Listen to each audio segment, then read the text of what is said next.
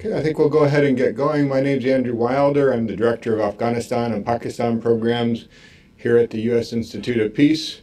I'd like to thank all of you for coming. I'd like to in particular thank our panelists for coming today. And a special thanks to the Open Society Foundation and Rachel Reed in particular for helping organize this event with USIP and for being responsible for bringing at least two of our panelists to the U.S. to participate in this event. There's lots of doom and gloom stories about Afghanistan in the press today. And I think while there's indeed lots to be concerned about, it's very important to also recognize the tremendous gains that have been achieved in Afghanistan in the past decade.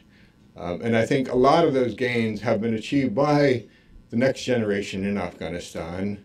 And I think it's incumbent on all of us who are interested and concerned about Afghanistan to do our utmost to see what we can do to preserve those gains. And I think that's why it's very important to have representatives of that next generation with us here in Washington, I think, to talk about some of their concerns, some of their hopes for the future, and what they think needs to be done, both by Afghans as well as the international community, to help, again, protect some of the gains and indeed promote those during the coming years. While there's much to be hopeful about, there is, of course, many challenges, and I think facing the next generation in Afghanistan. And I think we must acknowledge those. I mean, Afghanistan does face an incredible youth bulge. An estimated 68% of the population of Afghanistan is today under the age of 25. And that poses tremendous challenges in terms of provision of education, in terms of provision of health care, and provision of employment opportunities. And I think especially as Afghanistan is going to be going through quite a transition during the coming years, including an economic transition, I think the employment challenges for this new generation, how to provide gainful employment for them, is going to be, again, one of the key challenges, and I think we might hear a bit more about that today. Education is going to also be critical. Again, lots has been achieved in the past decade. I used to be the Save the Children director in Afghanistan back in the 90s, and I think when you hear about all the pessimism in Afghanistan, I think it's important to remind us where we were 15 years ago, even 12 years ago in Afghanistan. Very, very difficult circumstances, very incredible challenges in terms of educating both boys and girls in that context, and incredible what's been achieved in the past decade. However, I think we also need to remind ourselves that education can be a force for positive stability. It can also be disruptive. And I think we need to only go back to the 60s and 70s and look at Kabul University, which proved to be quite an effective incubator for radical politics on the left and right, which contributed significantly to the next 3 decades of conflict in Afghanistan. And in that regard, I think it's quite disturbing that, it's not an area I studied in depth, but what reports you often do hear, say, for example, from Kabul University politics, is that, ethnic politics are a major force in terms of the politics there today. So again, how can we make education a force for peace in Afghanistan rather than a force for conflict? Lots of generational tensions, I think. We have a much better educated younger generation today than the older generation. And yet power continues to be monopolized by the older generation. So how that's going to be worked out during the coming years, including even possibly in the next election cycle, I think is going to be quite interesting to see. Afghanistan still, though, also faces lots of a tremendous urban-rural divide, which has also been a source for conflict in the past. And I think that that's a divide that also the new generation is also going to have to contend with and deal with. And I'm hoping we might be able to hear a bit more about that today. Also, changing gender relations. I mean, I think this is an area which I think is understudied, but what is the impact of the communications and media revolution in Afghanistan on gender relations? I mean, many more women now out in the public workforce, working in the private sector, the public sector, the nonprofit sector, but also the ability for boys and girls and young men and women to communicate through the internet, through phone, through social media to an extent never before seen in Afghanistan. What is going to be the impact on that, on social relations and gender relations in Afghanistan? Anyway, I could go on. Lots of interesting things. That's a fascinating topic, but I'll turn it over to our panelists who are truly the experts on this topic. And I'll turn it actually over to Rachel Reed, who will be moderating this session. Rachel is director of the Regional Policy Initiative on Afghanistan and Pakistan at the Open Society Foundation, brings lots of expertise herself on Afghanistan. Prior to being with OSF, she was an analyst with Human Rights Watch in Afghanistan for several years, and prior to that had a career in journalism, in particular at the BBC, where she was also covering Afghanistan. So at that, I'll turn it over to you, Rachel. Thanks very much, Andrew, and thanks to USIP for hosting us today, and I'll echo Andrew's thanks to our panelists for joining us for this very important discussion. I first went to Afghanistan for the BBC, and I'd lobbied long and hard to try and go to report on something other than the conflict. And 7 years later, I'm still trying to do the same thing, really, although added to conflict, we've also got corruption and some stories, often about horror stories about women victims. And as Andrew was saying, this lens is distorting not just in the media, but also policymakers here in DC, because they're missing, half the country, really, and that's what our panelists here are representing. So it's great that we're going to be able to hear from them, both in terms of how their vision for the future, and also how they think they can tackle some of the challenges which Andrew has alluded to. I mean, one of the most positive signs, one of the most encouraging things I've seen in the last couple of years has been the emergence of these new civil political movements. We've got one of them represented here today, Afghanistan 1400. 1400 is the Afghan millennium. They have a different calendar year. So they're thinking more long term. I want to also recognize another movement called A3, Afghanistan Analysis and Awareness.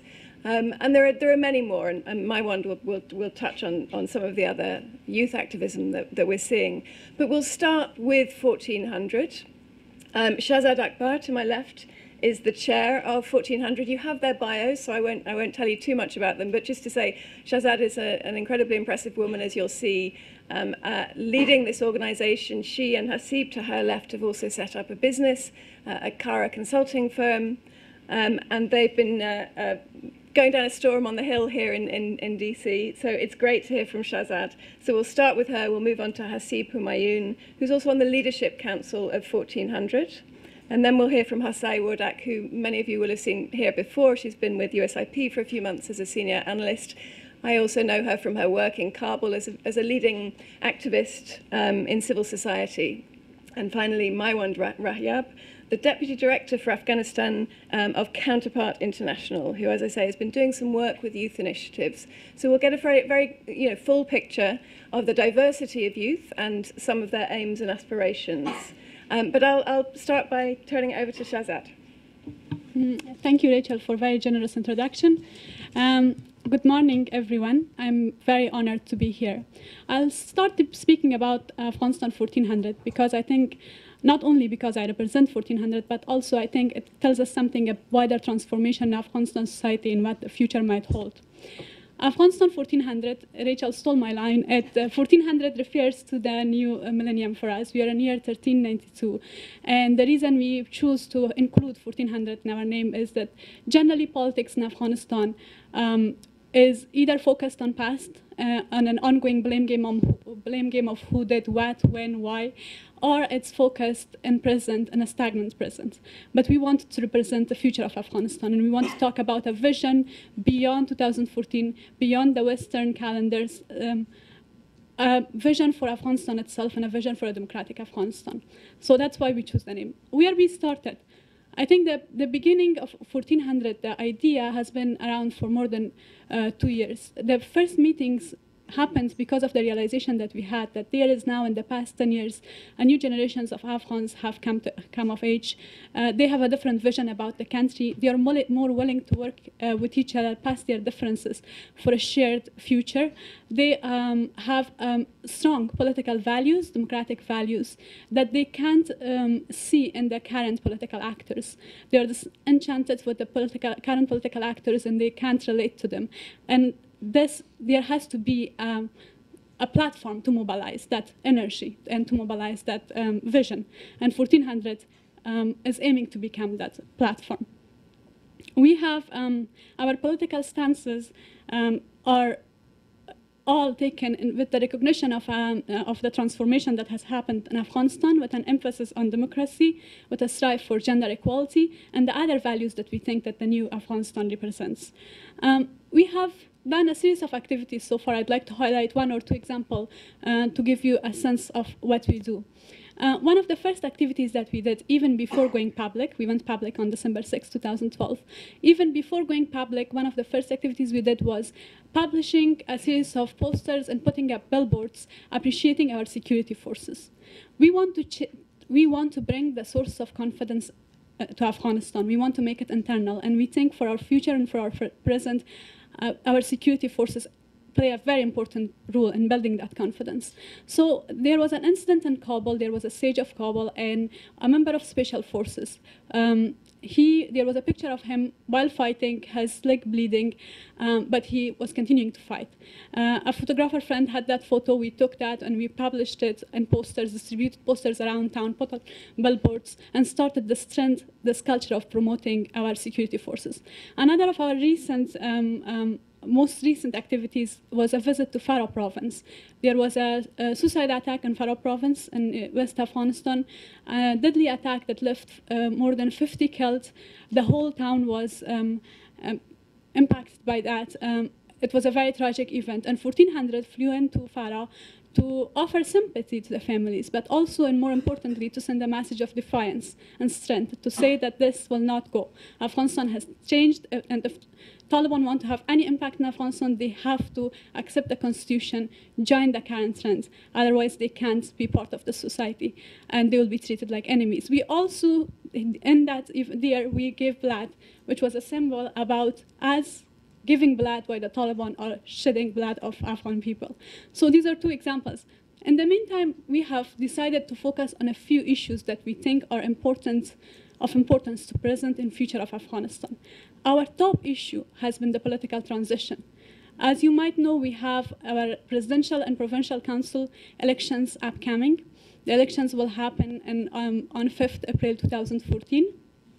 That's a national priority for Afghanistan. We believe that if we have a smooth political transition of power for the first time from one elected leader to another, that we will continue on a stable path. We'll continue this democratic path that was adopted in Afghanistan 11, 12 years ago. And on that, on the work that we do inside Afghanistan, we have focused on keeping the attention on elections, on following with the preparations for elections, on encouraging people to participate, because we think that's the main source of legitimacy of elections, particularly the urban population and the youth, which is the majority population in Afghanistan. And we have been raising attention about electoral framework, what needs to be done, technical preparations, pushing the government to show more political will to make it happen. Also here on this trip to US, we have regularly called on US Congress, on media, on public to pay more attention to political transition. In fact, make it the priority agenda and not be distracted from that priority agenda by Doha and other processes that we see as a distraction at this point. And we don't see them having a key as impact as elections for our future. So I'll end it here. Thanks very much, Shahzad. Hasib, over to you. Thank you, Rachel. Thank you, Andrew. And it's great to be here amongst friends. I sometimes, back in the days when I was young, I used to be on the other side sitting and listening to people. Great to have one of my former boss here, somebody I've learned a great deal from, Dr. Weinbaum, in the audience. And I'll be very brief. We've been here in the past 3 or 4 days, and we're meeting people with a specific set of messages. Our conviction back home, what we operate based on, and what we've brought here is that Afghanistan has transformed, and both our leaders in-house at home as well as our allies in the US or elsewhere need to start adopting a new set of optics towards the country. And that's because increasingly the concern is getting heightened that the solutions being proposed or prescriptions for the future of Afghanistan are mostly based on a set of assumptions that are rather old and invalid on the ground. Many of you from I see are very familiar with Afghanistan, the transformations of the past 10 years.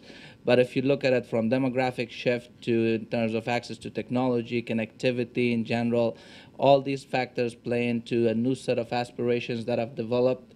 and people positioning both their own lives as well as what they expect to happen to them, to their families in the future, much differently than what it used to be in 2001. Quickly, just an anecdote for you on that. Back in 2001, and think of September 10, 2001, the whole city of Kabul had only 2 working phone lines. And we had to line up in the morning behind those phone lines to get access to a 3-minute or 2-minute call somewhere to a relative abroad. Today, you're looking at a population that has 20 million cell phone subscribers, and many of them connected to 3G internet, GPRS, and Edge. That is impacting both connectivity, exposure to new things, and what people aspire for both themselves and for the country as a whole. And why this new set of optics is relevant to the discussions around Afghanistan today, in particular around Doha, is that we sense in Afghanistan, as Afghanistan 1400, but also the larger population, that much of what the world is trying to offer as the United States forces withdraw are based on assumptions that are fairly old. Be it about who the Taliban are or what do they represent. Our sense is increasingly that, in particular in the past 3 years, there has been a major public pushback against any attack they have had, or any claims they have ever made to be representing any geography or any portion of the Afghan population. But as we look at, I'm very sure everybody is familiar with what happened in Doha, but in Kabul, what Doha signified to many of us was the legitimization of terror.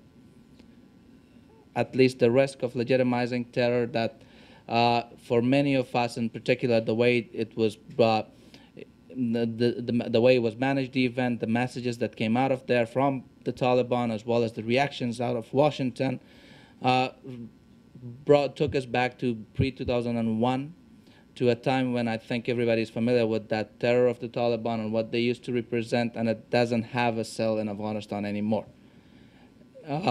There was a widespread public reaction from political actors, the government, but also civil society, all of it around one particular message, that the return of the Taliban, even if they themselves claim they have the capability, essentially is a fantasy for them.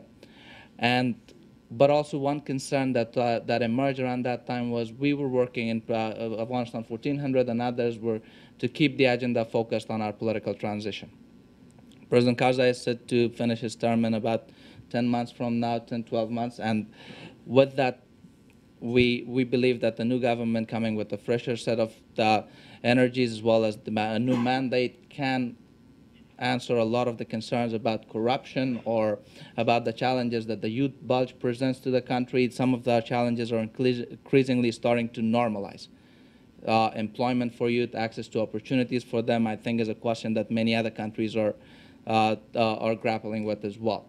So with that, in Washington and elsewhere, our message is simple. Please don't let distractions emerge between now and between April 5, 2014.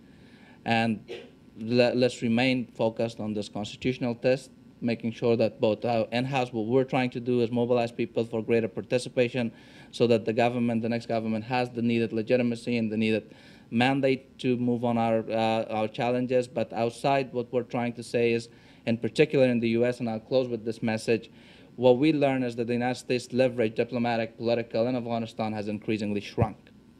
And spreading that along multiple agendas doesn't promise output on any. And at this stage, I think we're trying to get both the US and our own forces and House focused on the election and transition, and broadly on creating that needed stability in terms of the constitutional order stability, but also around our security forces, support for them, be it in the form of a bilateral security agreement and an enduring commitment from the US, so that as we move forward beyond 2014, should the Taliban or anybody else like to come, accept the Constitution, lay down their weapons, detach themselves from regional proxies, regional intelligence networks, there is nothing barring them. And we, again, our forces in Afghanistan and elsewhere, we believe in we operate with the conviction that the constitutional order established since 2004 is very inclusive and broad. It doesn't bar anybody from participation, granted they meet those preconditions. Thank you. Thank you, Hasib. So over to Jose now. Jose, I mean, clearly youth are creating their own platforms, or the new generation are creating their own platforms. Is it possible for them to get their voices heard in the political jockeying in Kabul? Thank you, Rachel, and good morning, everyone. I keep on actually telling friends that I wanted the rest of the panel to speak, and I'll try to chip in. But I'd very briefly actually talk about what I have encountered in the past 20 plus, and at times I say 20 plus years of my life in Afghanistan. There is no doubt actually that throughout the history, if you look at the Afghan youth, the kind of conditions and opportunities which are given to the Afghan youth at this administration have never been there before. Something, with all the shortcomings and weaknesses that we see in today's administration and the government in Afghanistan, one of the positive aspects of this government was that the opportunities for the Afghan youth were enormous. They have been working in the different ministries and the different level. One thing that I would like to actually start with is, just for very few seconds, I'd just like to give you a scenario. Think of me as someone who's actually going to university, a sole breadwinner of the family. I have no one else to support me here. I have to study, and at the same time, I have to go and help my family. For me, at this point of time where I don't have money to pay for the rent to get me for the bus to get me to this university, what is more important for me? Do I have to continue my education? Do I have to look after my family? Or do I have to join groups who are actually working for the development of the country? I would love to do all, but I simply don't have time to participate into these groups. All I need at this point of time is I don't want to see any member of my family dying because there is nothing to serve for them on the table. What is really important here is that youth have come a long way, no doubt about that. We have movements that they are working for their political participation of youth in the current peace and transition processes. Yet we have to, think about several issues which youth are facing beyond Kabul and at the provincial level. If we look at actually Andrew gave a data saying that more than 65% of Afghan population is actually youth. It's true. Tomorrow our fate are gonna be decided by these youth. They are the ones who are actually taking the charge of and the responsibility for the leadership of this country. However, majority of these youth are still having enormous issues when it comes to the economic development, when it comes actually to suffering and feeding their own families. Unemployment rate among youth is 35%. That's not a very small figure. Now, we can say 35%, yes, 35%, so what? For us, normally, generally, we are in our mindset is, in such a way that if we said 50%, then that's a big number or an equal number. But when we say anything less than that, then we are like, well, okay, that's fine.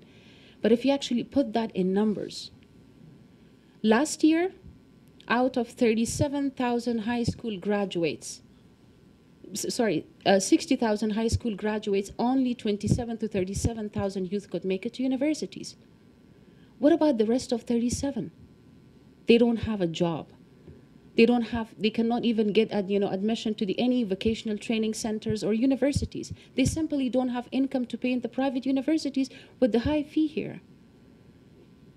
These are the issues that actually we can never close our eyes on, and we have to do something that connect us, youth from Kabul, to the provincial level.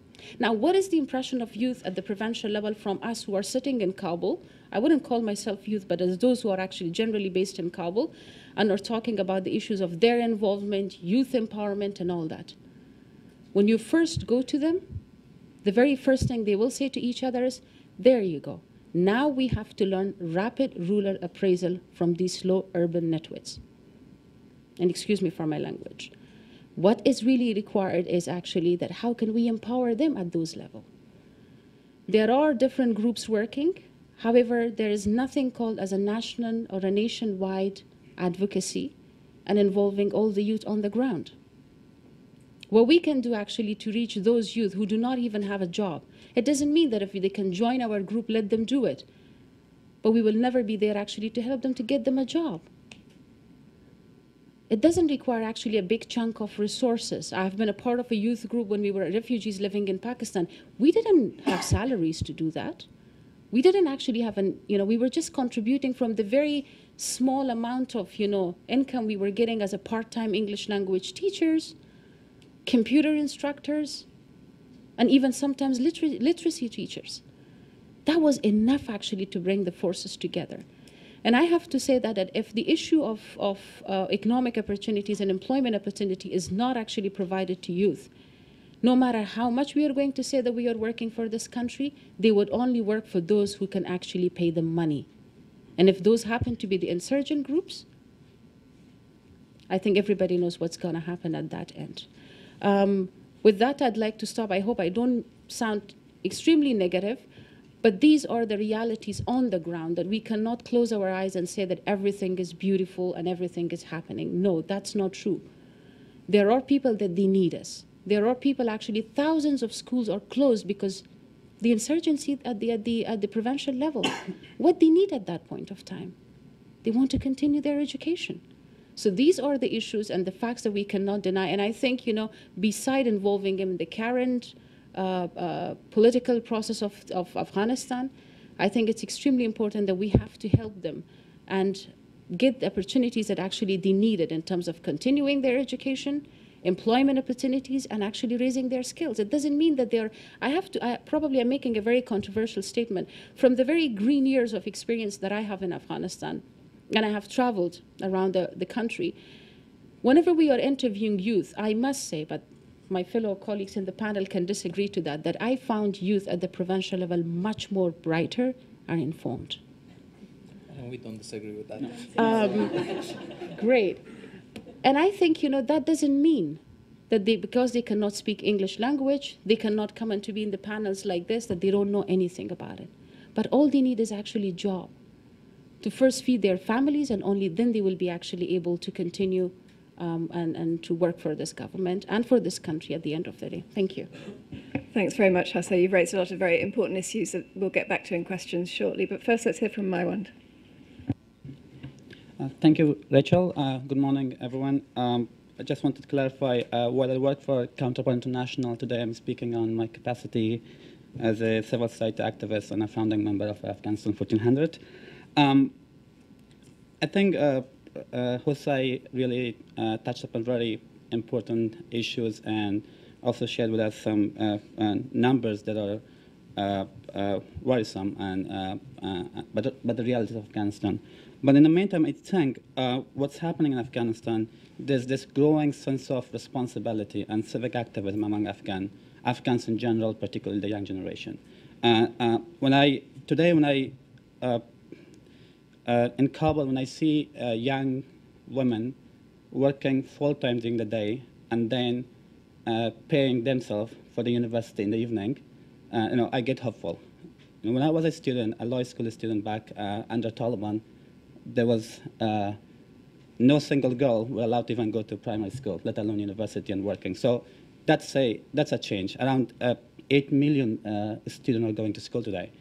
If you compare that to under Taliban time, like let's say 10 years ago, it was in 100,000 probably. So it's a dramatic, significant, remarkable change that's happened in Afghanistan. Of course, I don't want to overlook the challenges. The challenges are still there. But in the meantime, what we see now is that Afghans, particularly the new generation, is trying to take charge, trying to feel responsible that this is their country, and they don't want to wait for others to rebuild their country.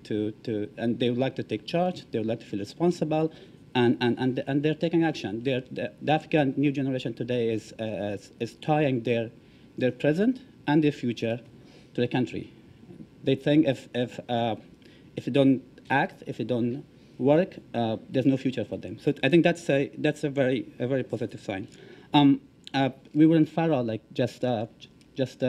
also I talked about the young Afghans being more smarter than Kabul, and we agree. We went to Farah province like a few months ago, and we were really inspired when it was just days after the brutal Taliban attack in Farah, and we went there and we met a group of around 80 people. And their enthusiasm, despite all this brutality in the province, and their faith for the future, their sense of responsibility inspired us in Kabul. So, and we agree with that. But so that's a generational change. That's a transformation that we are seeing in Afghanistan unfolding today. I think we need to build on that. We need to support it, and we need to have this a bit of realistic / optimistic view that the next generation is today thinking and acting beyond the sort of the ethnic lines, and they're looking at ethnicity as a source of strength and a source of richness, and trying to build on that.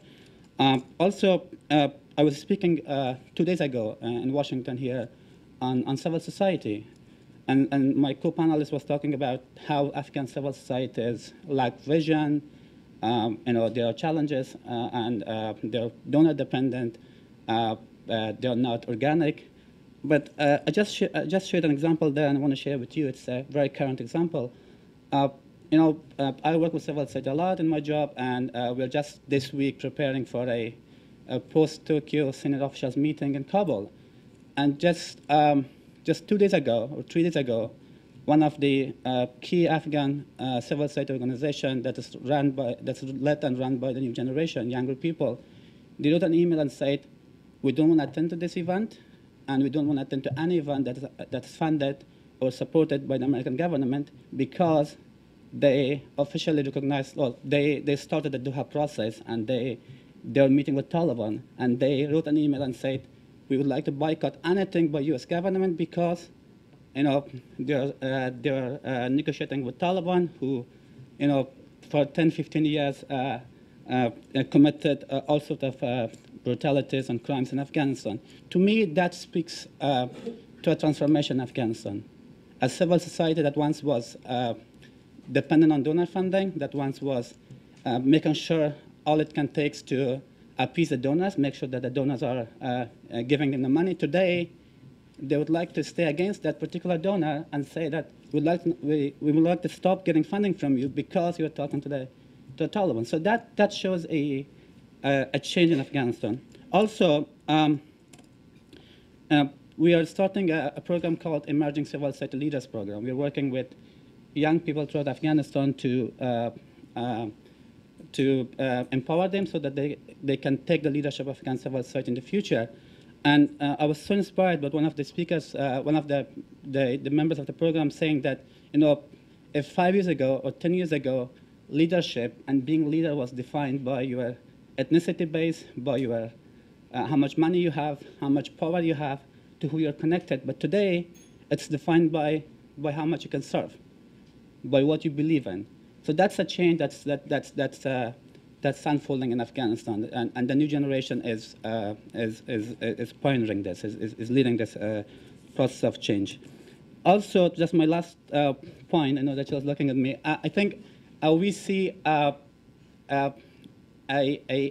new trend in Afghanistan when it comes to civil society and civic activism, and that is, in addition to political parties and sort of traditional civil society organization, we're seeing the emergence of this civic movements in Afghanistan. Afghanistan 1400, which I'm a founding member, is one of them. Rachel talked about A3, and there's a lot of other civil society movements that's being established in Afghanistan, predominantly by Afghan youth. They don't want to be organized as an organization. They don't want to get funding. They just want to mobilize the new generation, unite them, so that they can become an influential constituency to impact Afghan and international policy in Afghanistan. Thank you. Thank you very much, Maiwan. Thanks to all the panelists. There are lots of very well-informed people in the room. I'd like to open it up to you, but I first had one quick question. You've been talking about trying to mobilize youth. You're basically a volunteer organization in 1400. As Maiwan said, many of these youth initiatives are volunteer. There is another side to mobilization of youth in Afghanistan, which is well-funded, organized. We're talking about groups like Jamaat Islah, Hizb ut-Tahrir. Can you speak to that and what their level of influence is with young people? Absolutely. I think Andrew flagged the Kabul University trends. In many ways, when people look at Afghanistan, there's always a perception that is oftentimes, at least there's that articulation that rural trends impact urban settings and also the future of the country. But if you look deeper in the past 30 to 40 years in particular, Kabul University has served as what Andrew rightly called that incubator of conflict as well as incubator of mobilizations. We're sensing that happening today, but just not limited to Kabul University, universities around the country, in particular public universities, but also some private universities. Well, that trend needs to be recognized that we have now over 70 private universities established in the country. Quality obviously is questionable, but they are catering to the number of people who don't get absorbed by the state public universities. Now, the trend of radicalization that we have the Taliban obviously overtly radical and using terror as their tool, but in the past 10 years, under the protection offered by the Constitution, the freedom of expression, the outlets in the country from media to online activism, there are some new groups emerging. They're much more equipped and to a great deal, frankly, put savvy in how they mobilize and how they attract the younger generation to their radical causes. The Taliban oftentimes are seen as a force that's more appealing to a non-urban setting, to people who are rather isolated from both reality as well as modernity and new things. But these couple of forces that have recently emerged, they're a lot more focused on the urban areas. One thing about Afghanistan in general is we're getting the demographic shift that we talk about. A great part of it is movement to urban centers. The city we grew up with once was designed for about 300,000 people. 2001 was 1 million people. Today, take anybody's guesstimate, you're looking at 4 to 6 million people living in Kabul. And in these urban settings, we have things like Jamiat Islah and others mobilizing with very radical messaging, as well as what we're surprised with, and we're calling in Afghanistan on the state and others to keep monitoring them, is the resourcing. They've been able to establish teacher training institutes, and then through that extend their message to a chat. And from our understanding, well, how we have studied them is their target group is 13 to 20, urban setting. And it does present a serious challenge for the future, because when you look at the 60 to 70% below the age of 25, and what I've seen numbers saying that 70% below the age of 20, median age being 17. At this stage, that constituency is up for contest by different ideas, different sets of mobilizations. 1400 is one voice, but there are many others who are out there trying to advance far more radical causes. Mm-hmm. Thanks, Hasib. I see several people with their hands up. Scott was the first at the back. Scott Warden. Thanks very much. Scott Warden from USAID. I wanted to ask a question about elections. One of the things that I've heard and observed following elections over time is that youth have a strong desire for democracy and hope in elections as a source of change. At the same time, they have a disdain for politics and a certain lack of trust in a lot of the current politicians. And so there's a paradox there in wanting democracy but not wanting to necessarily engage in what is the heart of the democratic process. And I'm wondering, how do different groups, and how would you advise that youth translate their desire for a more progressive Afghanistan into actual political power? Is that by running as candidates? Is that by gathering vote blocks that can persuade existing politicians? How do you see overcoming the obstacles to youth for good ideas with the people that are actually responsible for implementing them?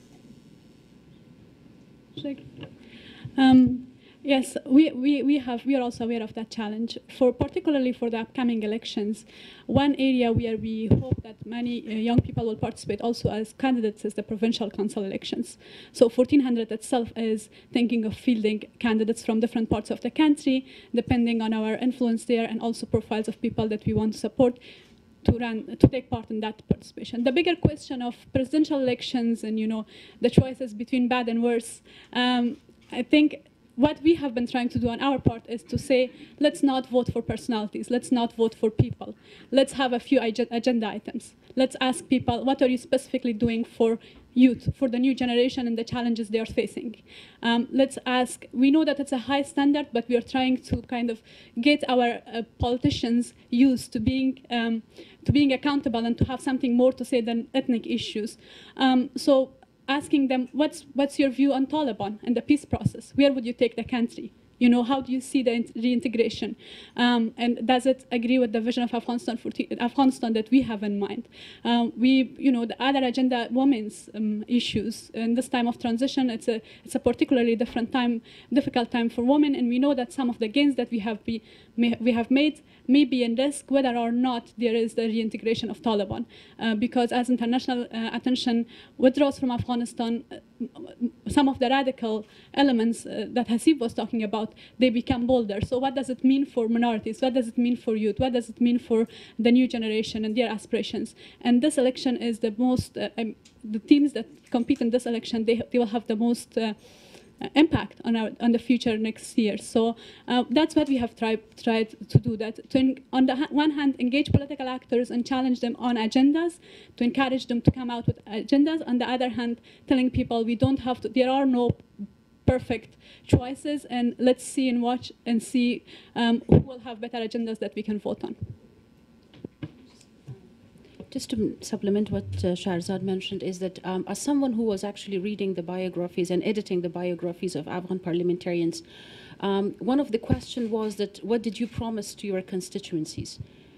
And trust me, it was a shopping list. Long, great things. One thing that everybody mentioned about that one was, I'm going to make laws in support of women. What today we are witnessing is actually we are using a wonderful law because of parliamentarians, and these parliamentarians, they are on the ground. So only actually challenging candidates, members of the provincial council, those who are going to stand to be in the next, that's not enough. I think we have to do something further. What happens in Afghanistan is if somebody promised to do something for you and he or she doesn't, at the end of the day, we are upset. We go around, talk about that person, she didn't do it for me, he did, but we don't have any actually to talk about a mechanism where we are going to question these candidates again. One of the issues which was extremely important, and it happened recently, and for me I'm a bit disappointed because I neither heard from the civil society nor from one of the youth groups to come and step forward and to mention and to raise their concern, was the elimination of the monitoring aspect from the TOR for the terms of reference of the provincial council members. Now, what provincial council members does is actually to collect your voices. But if they are not able to monitor the government service delivery at the provincial level, then we don't have to even have them in the first place. But nobody even talk about that one. So I think when it comes to election, it's only not important actually that you connect election, as Shahrzad said, not only with the individual, the ethnic groups and all that, or personalities, but you're actually connecting it to the service delivery. But at the end of the day, we should also actually tell people what is the mechanism that they have in place to question the candidates if they do not deliver on their promises. Thank you. Just a quick point on this. I think two things. One, I think we need to prioritize. And for us, I think today, the fact that election has to happen is a priority, irrespective of how much people will engage in it, how many people will vote. And so the key message that I think we have today is we need to make sure that election is going to happen and there's no other alternative. It is the only thing that should happen in Afghanistan. It's the political transition, and it must happen. And the other thing I think which is important is there's a lot of, unlike the previous election, I think what I see in this election, there's a lot of discussion about it. And Afghan media, if you look at at least 3 nights from 7 nights, there's panels and discussion and debate on election. There's so much discussion among civil society groups on election. They have been so vocal and active in trying to modify and improve the electoral framework, the election law. The political parties are discussing election almost every day. The youth are talking about it. So I think that's a good start. I think the fact that we are talking about it and we are looking at it as the only solution to a stable and democratic Afghanistan is a good sign. We need to encourage that discussion. and we need, for that we need Afghans and the new generation are playing their part. I think we need the international community, particularly the American government, to also push and support the Afghan government in making sure that the election is going to happen and it's the only solution. Thank you. Andrew wants a question. There was already a hand at the sort of back left, and then we'll come to you. Who has had their hand up earlier in the, yeah, this gentleman there.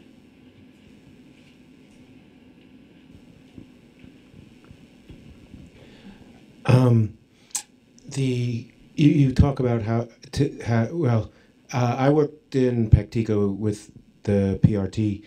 One of my focus was education. In Paktika, the literacy rate for men is somewhere between 4 and 8%. For women, it's so small it's not countable. Basically, I don't the southeast, and in talking to compatriots in other rural provinces, it's fairly similar, and there's very little that is being done, and there has been very little even from us, and I see that in Paktika 70% back to Taliban, and I wonder if what's going on now is going to make it that there's going to be two Afghanistans, a rural, ethnic, and unskilled area, and a more educated, urban, stabilized area. And I wanted to want any kind of remark on that. I think you're raising some very key questions in there. I'll take them one at a time. The numbers on Paktika, in terms of literacy and others, one thing we recognize, and we operate with that assumption, is we have a lost generation. So the question of literacy and the question of people's perceptions is also generational in many ways. 30 years of war meant one particular generation didn't have access to educational institutions and others, and they play into the numbers as to what's literacy rate and what's not. Now, if you were to look at numbers for literacy rate of people who've come of age in the past 12 years, in particular, if you're looking at it as in terms of the demographic, the youth bulge and all, you'll see higher numbers, be it in Paktika, be it in Konar, be it in Baudris, all across. And there is the access to education. None of us here could deny that has pretty much spread a great deal around the country, urban and non-urban in that sense. In terms of the differences, we travel a lot and we operate with greater connectivity with people in the non-urban areas, political actors and civil society actors in general. We don't sense this articulation that often happens in Washington or elsewhere, that there is a major divide between the urban and non-urban. We tend to think that from 35 miles of asphalted road to 7,000 plus miles of asphalted road today means greater connectivity between population centers, urban areas, and non-urban settings. Media, access to radio, access to television, all of them. I think that gap that once used to be between isolated communities living in non-urban settings and then bigger cities, others, that gap is very much shrinking. Now, that said, we do recognize again that the challenge ahead is how do the trends that have mostly emerged in the cities and in urban areas, with the recognition that they are the population centers with much higher density than any particular other geography in the country, how do these trends get further into the non-urban areas? And the whole idea of looking at Afghanistan again and along those lines of there as if there are two constituencies or two demographic settings, very frankly doesn't translate on the ground. Thank you. Just very briefly, actually, I see your point, and it won't be very wrong to say that if we do not really plan wisely at this point of time, yes, we will face this situation for two reasons. First, I'm not worried that the international community is leaving. I'm worried because actually we would we would lose this generation because they are upset, because they are disappointed, and because the government and even us, we are not able actually to provide them with services and assistance which are there. Second is the issue of the budget. Let's look at the Afghanistan budget in general. It's mostly, if we would say even 99% actually funded by the donors. If resources are shrinking, and yes, we are saying we are connected with the world, we have technology, media is good, these are all wonderful stuff. But if for me, the only means of income is going to be a talib who's going to pay me at the end of the day, who am I gonna follow? I think the answer is quite obvious. Thanks, Jose. I've got about 5 questions waiting, but there's actually a second room of the overflow. So in fairness to those who didn't get seats in here, I'm going to give a couple of their questions, and then I'll come to the other questions here. So to all the panelists, somebody who doesn't give his name or her name says, on the future of Afghanistan, what unifying vision can make all Afghans transcend their ethnic, religious background, their gender differences in working towards attaining an Afghan future? Is there a national identity? And I'll give one more. This is from Mirwais Rahmani. Picking up on something Hasib said about the Doha process legitimizing terrorism, that's what you referred to as talks with the Taliban. As Afghan youth activists, he asks, what do you suggest can be a comprehensive and acceptable solution to end the war in Afghanistan? An important question that we've been asked all week when opposition to Doha is expressed. So to somebody who wants to take the Afghan national identity question. Big question, really. National identity. I think what we have been trying to do in 1400, and I think it's outside that. The other culture, in cultural circles and among the educated population in general, there is a disenchantment with mobilizing around ethnicity that didn't pay off, as well as mobilizing around political Islam that didn't pay off either. There is increasing recognition that we, whether we like each other or not, have to live in this geography together, and we might as well make it work. So that's I think where our focus is. That's where the focus of many people have come to this recognition. Many young people have recognized this, that although we may not like some people, we may not like the way they speak or dress, they are part of our country. They are part of Afghanistan. We have challenges that will impact all of us. If Taliban come back to power or more radical elements take over, it will impact Afghanistan from Paktika to Badakhshan to Bamyan. All over Afghanistan, young people will be influenced by that, impacted by that. Their lives will be influenced by that. So that's a starting point. In terms of building a new national identity, some of the things that we have been doing is creating some symbols that all Afghans can associate to, creating some images that all Afghans can associate to. One of the things that we see as a gathering point is the achievements and the gains that have been made in the past 10 years. We consider this a national gain, a national achievement, and we consider the credit goes mostly to Afghan people for taking the initiative, for taking this opportunity. It was the Afghans who sent their daughters to school. The government put up the schools, they were funded by international community, but it was the Afghan parent who decided to send his daughter to school, something that wasn't imaginable a generation ago. And this national gain, this national transformation, this is what we consider as a starting point for us getting together. Also, another thing that helps with national unity is envisioning a shared future, something that our political actors in the past weren't very successful in doing. They defined their political future of their communities in opposition to the political future of other communities. We are envisioning a political future where all Afghans can live together, can participate in democratic procedures, can elect their government, can have access to education, can have access to employment, can have access to media and freedom of expression.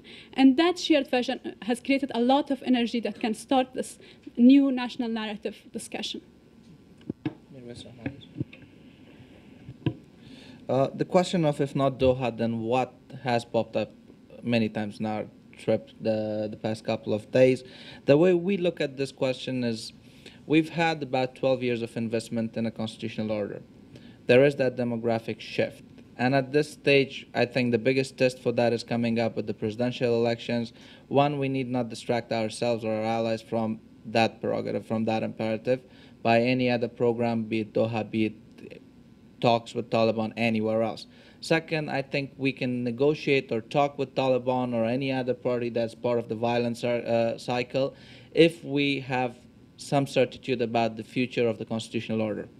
That can be afforded, that can be achieved through both a credible elections as well as an agreement with the United States on the future of its commitment in Afghanistan. Once we have those two basics in place, I think the question of what will the Taliban do or what their patrons in the region will like them to do will become much more clear. I think, again, with the constitutional test, the elections, BSA in particular, might send people in the region for often new designs for how to position their proxies. That's how we approach it. And in terms of to end the war, one thing that needs to be recognized, and we've been working on this in general, is there is no such thing as a pro-war constituency in Afghanistan.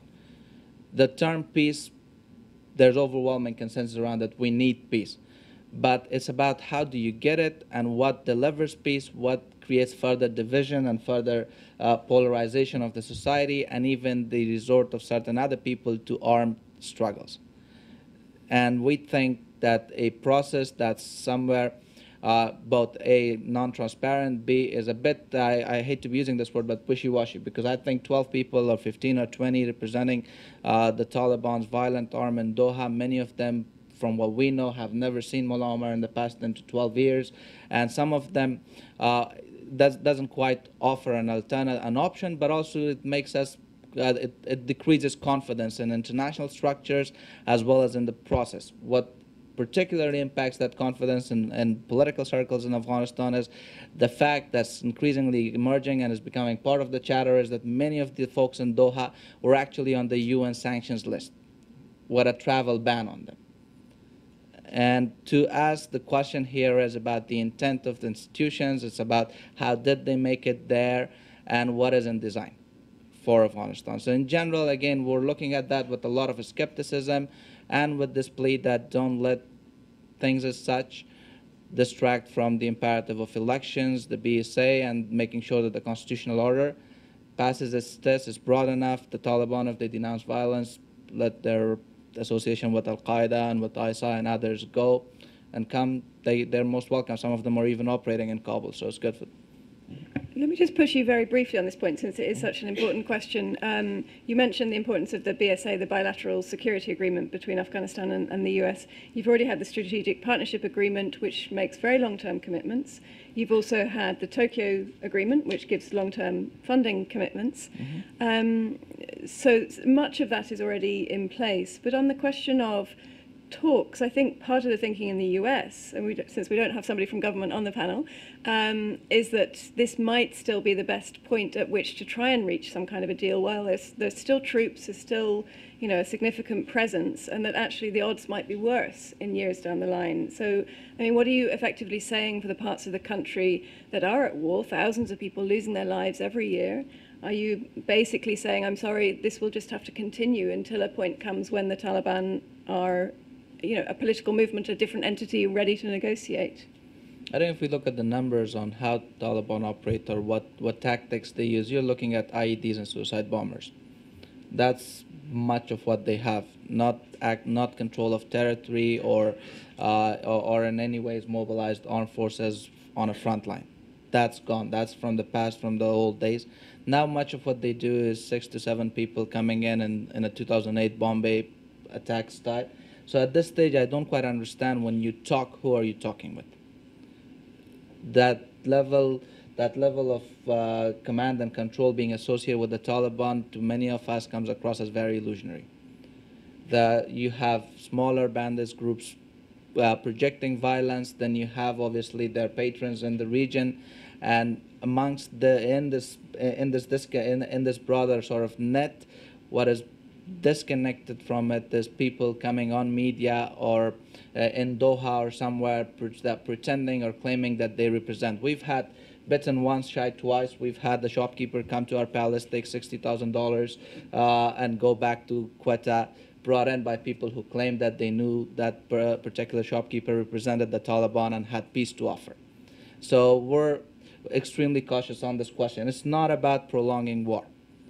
We tend to think that it's about reducing violence, and violence could be reduced by greater reinforcement of ANSF. One thing that the Taliban are waking up to on a daily basis when they try to have an attack in Kabul or elsewhere is, back in the days when they would have a terror attack, the narrative they shaped would be about their strength, about how they infiltrated a particular place or what sort of a damage that they caused both to Afghan civilians and the Afghan institutions.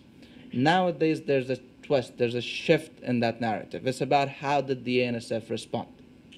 And that response is particularly impressive. If you look back at a series of their more, what they have tried to project as spectacular attacks starting in January 2010 all the way to this week, the attack on the gates of the palace, you're looking at the significant decrease in how many hours does it take the ANSF, the Afghan security forces, the Afghan security forces, to demobilize the attackers.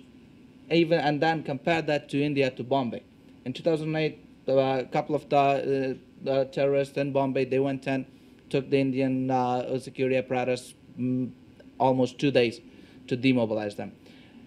And I'll just briefly point numbers on this, and then we can close out. In January 2010, there was an attack on the U.S. Embassy and diplomatic quarters. Took our forces about 20 hours to demobilize that. April 2011, attack in Kabul on a hotel in a significantly, diplomatically significant area, 16 hours to demobilize them. Fast forward, last week, about 10 days ago, an attack on Kabul airport, about 4 hours for the ANSF, for the Afghan National Security Forces to hit back on them and pretty much clear them with minimum, no casualties to ANSF in particular.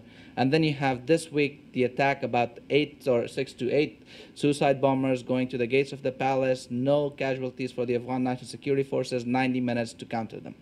So you're seeing a series of change in how the security forces are projecting themselves and the confidence that that instills in the public. Can we move on to questions? Because Andrew's got a question. I've got about 10 more out here.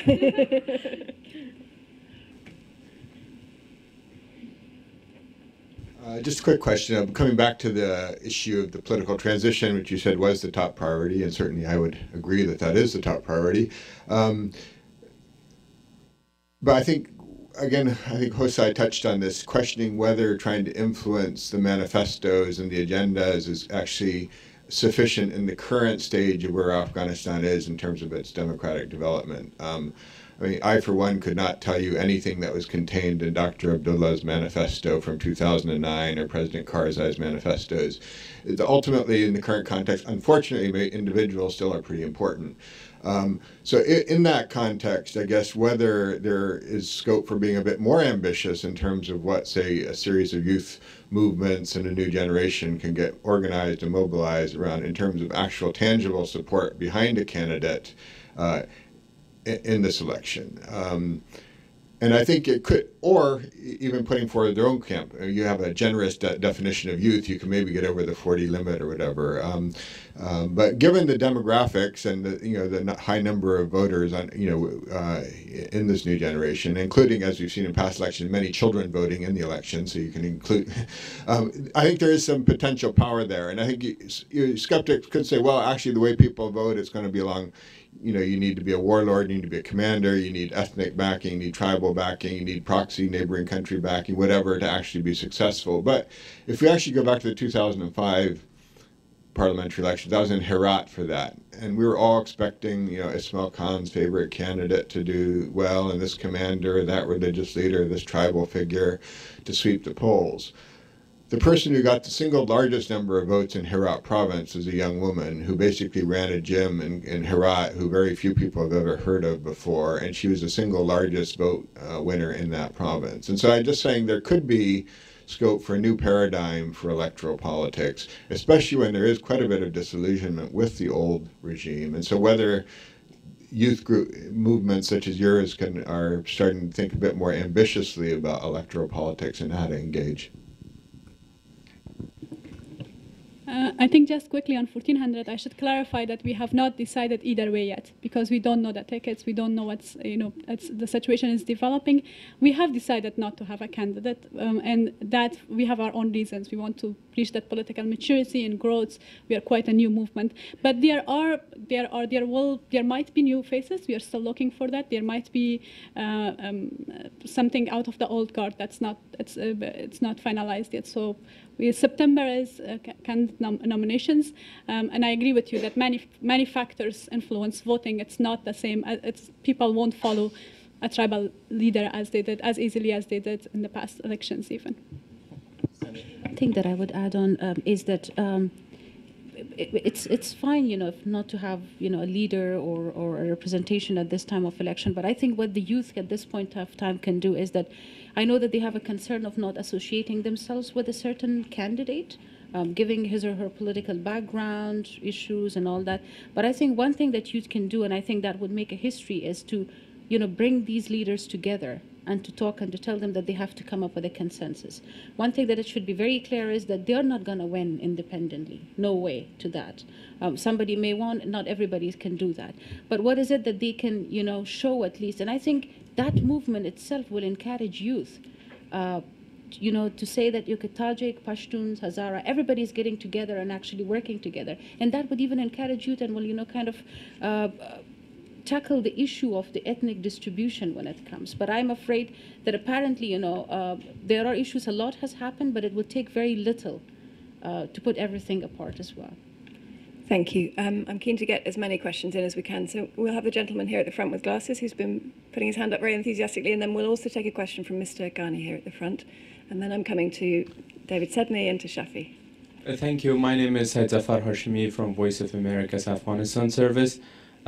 Thanking and echoing Hosai's sobering assessment of the Afghan youth who feel disenfranchised and who are dissatisfied, uneducated, and unemployed. I wanted to ask the panel, especially those from 1400, who are elite and influential, how can they create a platform so that the disfranchised army of youth could have a say in the whatever is happening in Afghanistan, and they feel that they are part of the civil society, that they feel that they are part of what's happening in Afghanistan. And second question that I had was about the brain drain that's happening in Afghanistan at different levels, especially among youth, those who are not educated, those who are not, who doesn't have a job and doesn't have the money to travel to Europe or the US. They go to Pakistan and India or join the front lines on the other side with the Taliban because of the money that they need. And those who are educated, they constantly try to travel and go to Europe or the US and do not go back to Afghanistan because of the pessimism and the uncertainties that surround the political and future of Afghanistan. Okay, thanks. Let's also just take a question from Mr. Ghani, and they can answer both together. Just you can pass the mic just 2 rows in front. That's great. I'm sure you all saw the very depressing story this week about 100 foreign service officers not returning to Afghanistan, which plays to the brain drain question. Thank you so much, Rachel. I want to congratulate you and to tell you that we're proud of you. And you shouldn't care if somebody says whether you're genuine or not, because these forces are unstoppable, and it's going to happen all over the country. And the progress as well. But some credit should be given to the international community there. And your priority to the presidential election, actually Andrew stole my question, but there has been manifestos. In 2009, there was one. Of course, not by the candidate that you said, and there is one in here as well. Now, if there is a good candidate, you mentioned bad and worse. I think there are good, credible candidates to come. Will 1400 support and work towards to make sure that such a candidate is elected, and what kind of impact will you have? My one. Well, first a quick comment on the negotiation discussion. I think in Afghanistan, in the West, I was in a conference a few days ago, and somebody told when a terrorist attack happens in the West, let's say Washington, London, Dubai, and Wales, they the government, the security forces try to arrest the terrorists and punish it. But in Afghanistan, when it happens right now, unfortunately, due to the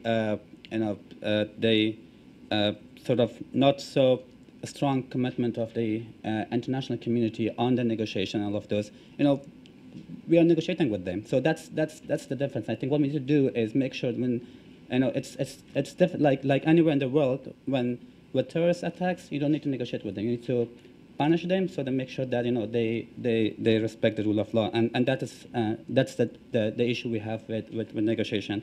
On the brain drain, I think it's true, and we can't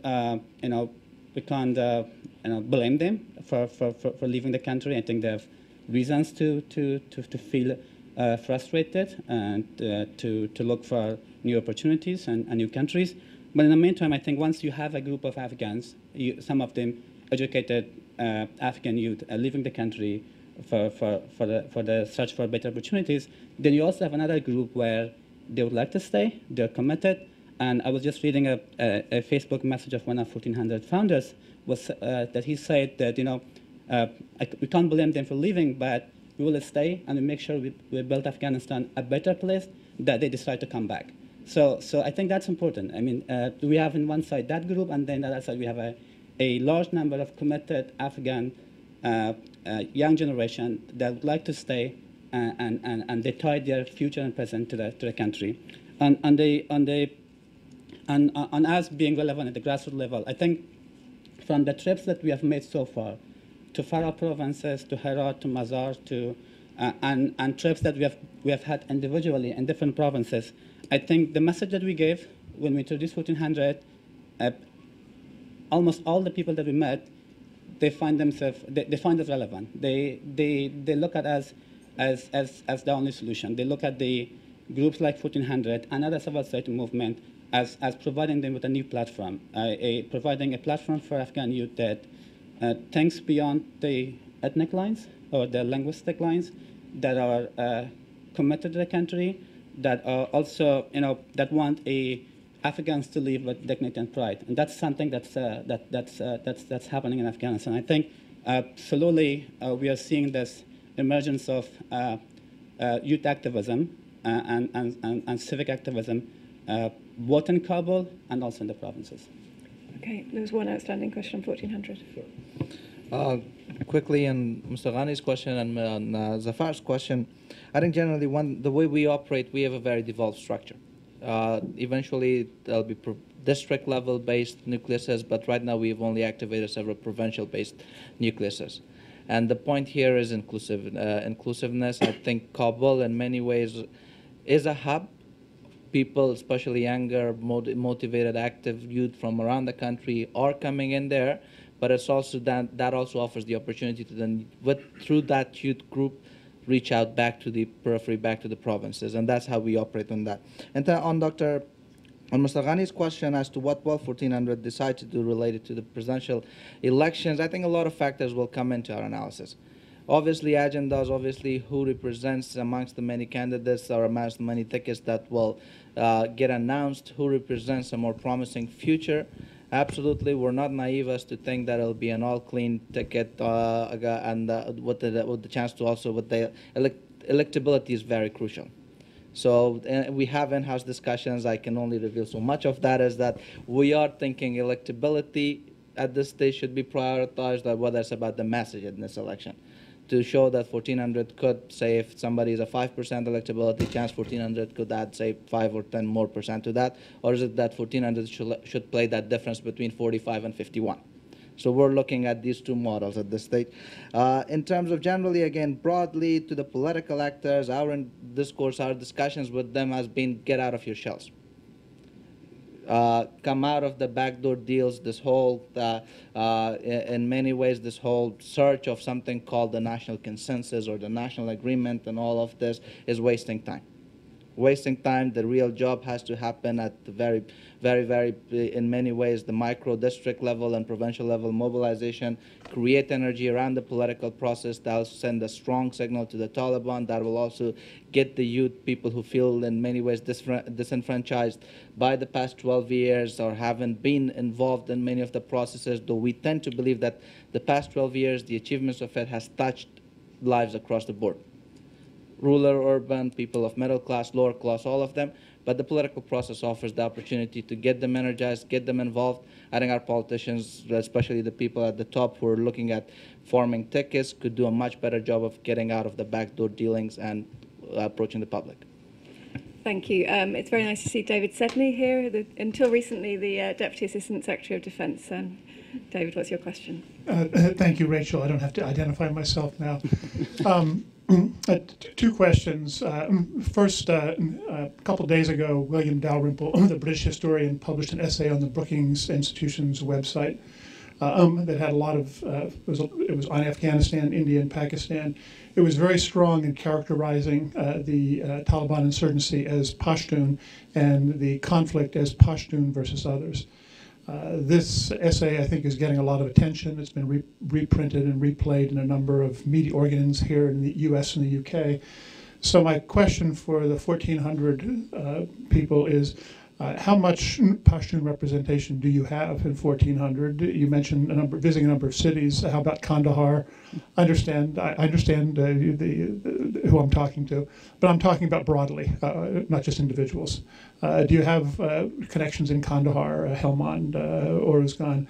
And finally, if you do, you might, just a word of advice, you might consider making a comment on Dalrymple's essay on the Brookings Institution's website if you want to counter that. Because I can tell you, in the US government, there's a very firm belief by many people that this really is just about Pashtuns and non-Pashtuns. And secondly, I have a question for Ms. Jose Wardak, who I thought made an excellent point about economics. And my question there is, recognizing the need for jobs and the burgeoning youth population, what role are youth themselves playing in the economic situation in Afghanistan in terms of entrepreneurial activity, starting their own businesses, trying to address the economic problems that you so rightly highlighted? Thank you. Actually, just on the question of 1,400, we have our strongest, two of our strongest nucleuses is in Kandahar and Helmand. One of our founders flew in from Helmand for our weekly meetings. He was at the time advisor to governor of Helmand, and he would flew in. That he's originally from Kandahar. He would flew in weekly. We were very impressed. He would flew in. He would not miss one meeting from 1,400 meetings, and he has been since our launch pushing us to come visit as soon as we can, and we are planning to do. We are planning to go and have visits in Kandahar and Helmand, both provinces, where there seems to be a lot of interest in 1,400. We have had overwhelming number of applications. I think the author of that article in itself explains the assumption. When Dalrymple came to Kabul, some of us did meet with them, very restricted mobility, housed in Shashdarak somewhere.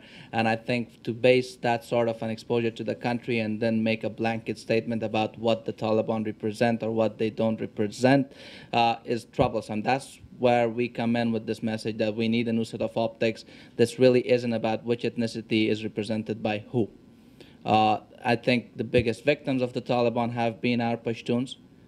I also think that the biggest resistance to them, should they be reimposed on us, will come from Panjwai and Kandahar and will come from the Raut and Uruzgan and elsewhere.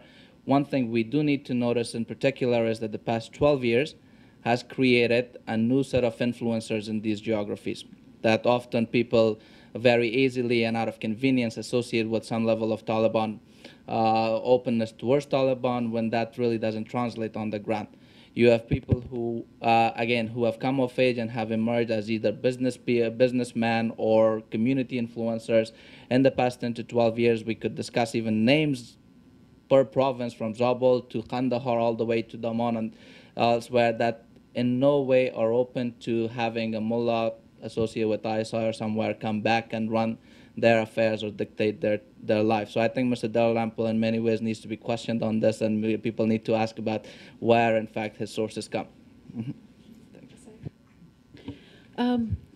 Just one thing that I would add on in terms of the very first question you asked. I think, the worry, we know where it comes from. Having it only have a Pashtun tag and using this weapon, to get into the communities and all that. And I think, what youth can do in Afghanistan, which will tackle this issue as well, is that to have a cross-border relationship with youth across the border, so that you can no longer talk about the politicians. It's not only politicians, because sometimes politics is not going to solve the problem, and we all know what they have been doing to us. And I think it would be much more important that how can we connect with youth on the other side of the border, and to talk to them to say, look, this is not a Pashtun issue, this is not a Tajik issue, but it's actually an issue which is affecting us. There was a question saying that how can we increase the sense of nationalism in Afghanistan? Neighbors are doing a lot in Afghanistan in terms of destroying things, but thanks, one thing that they did was actually to raise this feeling of nationalism, that, this issue that we are facing is no longer because there is a so-and-so politician or because the president is not working well, but because we are receiving threats. And I think thanks to them for doing that. One recent, incident which happened was that one of in the border area in Nangarhar, where there was a fight between with the Pakistani forces, one of these National Army officer was killed. And I think, the people who first demonstrated against Pakistan, well, I have my own version saying that we shouldn't be going to those demonstrations, and all that. But I think, the first voice came actually from the Pashtun area. It was in Jalalabad first, and then it was in Helmand which started, which I think can clearly pass on the message. But why this idea is there is that because when it comes to talk to the other side of the border, it's always the Pashtuns who are actually going in there. Can we get a group from the north to come and talk to the youth in the south and even cross the border to the other end and talk to them? To say that we have no problem in that. So that could be, one of the issues, and no wonder, such issues will come up, and if they make it to the news, that's there, and that's one of the realities which are coming. With regard to the issue of employment for youth, first of all, I think it's important that we have to look at the current issues. If we have 37,000 high school graduates who could not make it to the universities, can we first of all ensure that they are getting to an institution where they would be able to continue their education, be it vocational or be it at the formal higher education level? The other issue is actually to equip them with the skills. Now, everybody wants to actually to be an entrepreneur, they want to do something. How to start it, how to sustain it, how to get it out of their house, that's the question. They don't know what to do with it. They will have a village bank or a lot of things, but then, it starts up. And that's where, when initiatives and programs are project-based and not, planned for a long term, that's where the real issue comes in. And I think that should be a part of the vocational training to say that, okay, you're not going to actually raise, funding and all that and start a business, but how you have to run it. I have a brochure of the Economic Development Center for Women in the Afghan American University. They have been doing a very nice job. One of the Afghan women entrepreneurs, she got around 75 contracts, international contracts. So I think it's always to equip them with the right skills, and as well as to help them actually to get in the markets outside of Afghanistan. I think I can talk for hours on that. One other issue which was here is that how can we get all these youth together? Now, finding one solid reason and one solution for that, I think I'll be a genius if I would come up with that. No, it's not. But I think, how far we can move on to connect with a group which is based in Kabul. How can we connect them? Why we have 1400 and why we have E3? Why don't we just have one group at the end of the day? Well, there could be differences. That's fine. With the regard to issue of celebrating the victory of our security forces, there were 3 different celebrations in Afghanistan.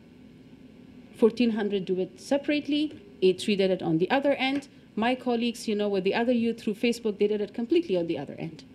Now, telling all these groups to come and let's join forces. We have money, we could manage to get it. Let's celebrate it together. But at the end of the day, we were not able to do that. So these are the facts that we cannot deny to say that, yes, we are existing, but let's also remember that there are differences that until and unless we do not sacrifice that, we will not be able actually to join forces. We've got lots of people still wanting to ask questions, but we're almost out of time. I'm going to invite Shafi to have a quick question here in the front. Just a few things. One, wait for the mic, just a second. My name is Ahmad Shafi Sharifi. I worked for NPR as a producer before, and now I work for a private company here. But just on the issue of Goshta, I traveled with NPR's Renee Montaigne just last month when it happened. And So first of all, one of the things I encountered, I was surprised. It was A3. I went with with a group just to cover the event, and one of the things I encountered, other youth groups that I had not even heard of. There were groups called Youth in Action, Joanan Daramal, and their platform was basically environment. They were concerned about, they were trying to lobby the government of Ningarhar to replace plastic bags with paper bags. They had no income. I mean, this is just, and their operation base was in Khost, in Paktia, in eastern Afghanistan.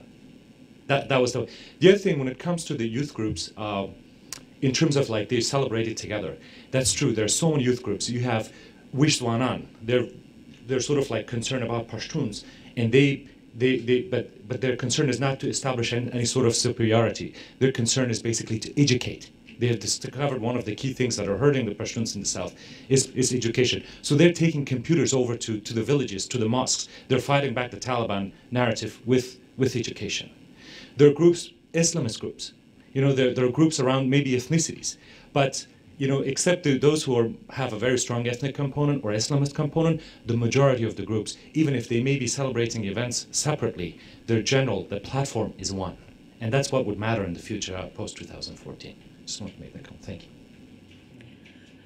Okay, well, we can maybe get one very quick last question.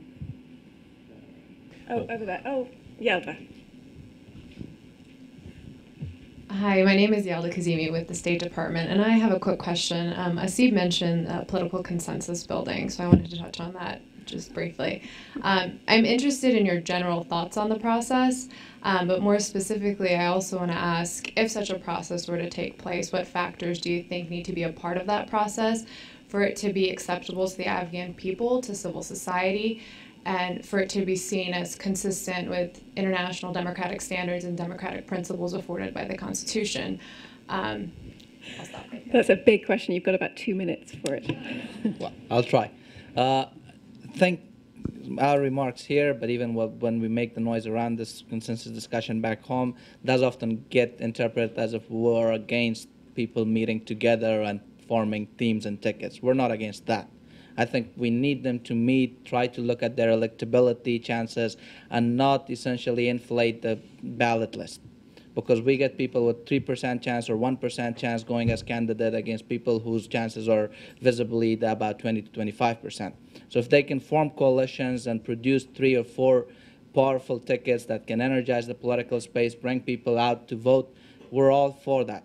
What we're not for and what we're cautioning is, one, that time not be wasted behind closed doors. We're running into it. Elections is approaching. People need to hear about agendas. People need to hear personalities do absolutely matter. But I think we're increasingly seeing a thirst for people making their points clear about where do they stand on talks with Taliban, for example, or where do they stand on the economy, on how do they mitigate the challenges of 2014 economic possible downturn. All these things. So what we're stressing is, don't engineer a big tent and then hold an election that may supposedly legitimize that decisions made under that big thing. That's our caution. What we encourage is meet together, create powerful teams, 3-4 tickets, and then go out in public and energize. And that's where our choices, even frankly put, as Afghanistan 1400 will become much easier as we look at it. Because in a big tent system, I think one constituency that will suffer the most and that will be left out is the new generation. The pie isn't big enough for it to be spread along everybody and everybody be happy. So again, consensus among tickets, not around engineered results. Thank you. Well, thank you very much. Sadly, we've run out of time. I think we could carry on for much longer. I hope our panelists have helped you recalibrate some of your thinking on Afghanistan and its future. They certainly encourage me about the years to come, but they're also a very strong reminder of what we all need to do to help protect the gains that they are enjoying now. So join me in thanking, please, Maiwan, Hosay, Nasib, and Shazad.